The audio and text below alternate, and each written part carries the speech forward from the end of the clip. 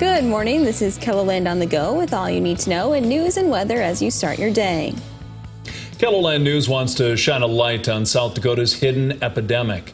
2 weeks ago, we sent a team of reporters and photographers to 2 reservations to take a closer look at the missing and murdered Indigenous persons crisis. While we were there, a family invited us to a funeral for a woman who had died a violent death.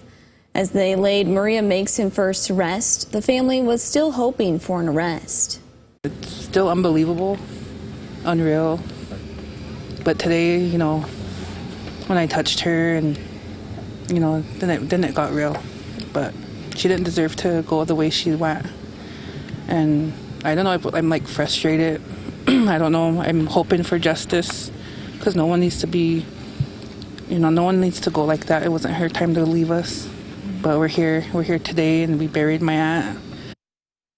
Tonight on KELOLAND News, Lauren Solik will bring you Maria's story. Friends and family talk about her fears about living on the reservation and her family's fight for justice.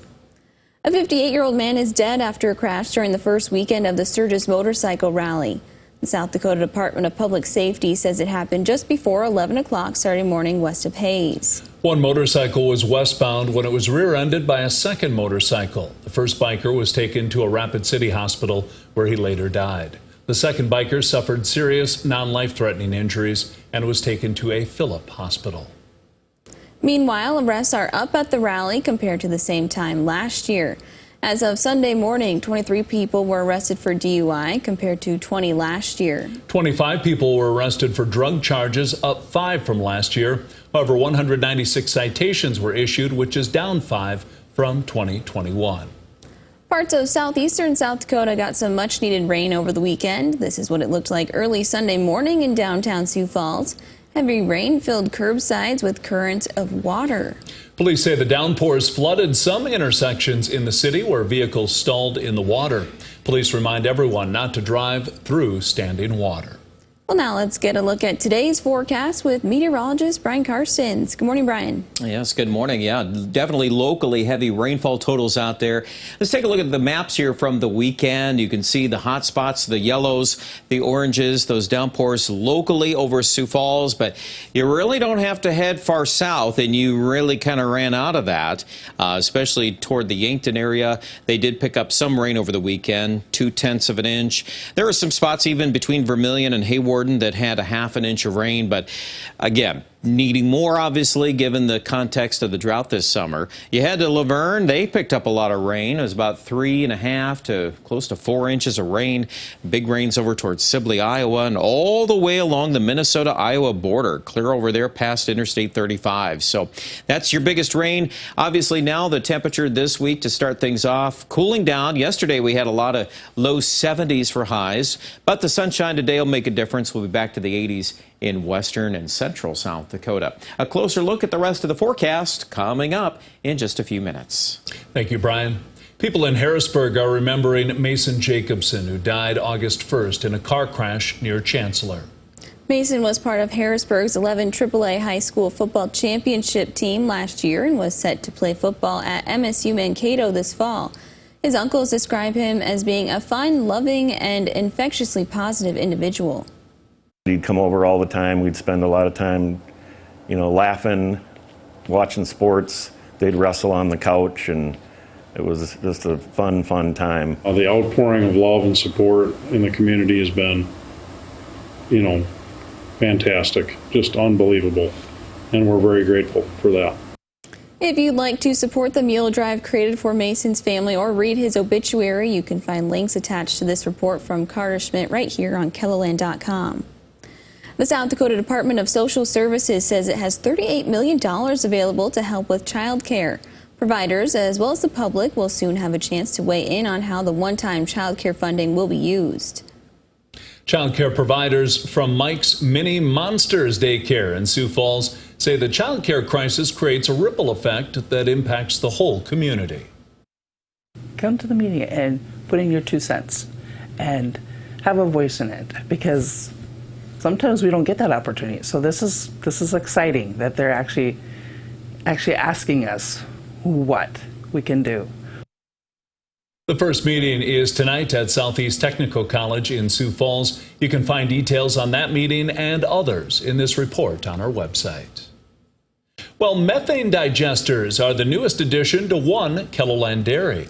Methane digesters are a part of the Athena project through Brightmark, taking manure and turning it into renewable natural gas.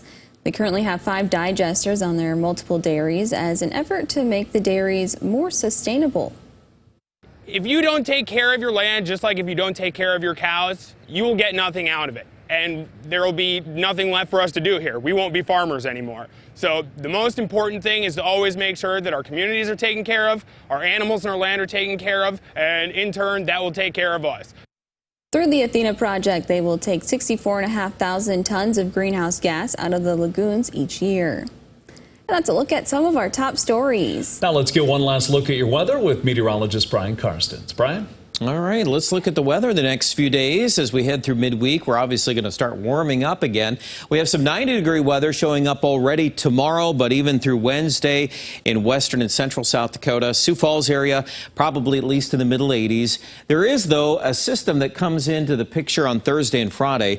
You notice some rain up here toward Bismarck. We're going to kind of keep an eye on that trend here, see how much of that connects down into parts of eastern South Dakota or more likely into western Minnesota as we get toward Thursday night and Friday. Obviously, you see the differences in temperatures as we close out the week. We got a lot of big heat here, south central, southwest South Dakota. Mid to upper 90s are pretty likely, but those 80s and 70s off to the east.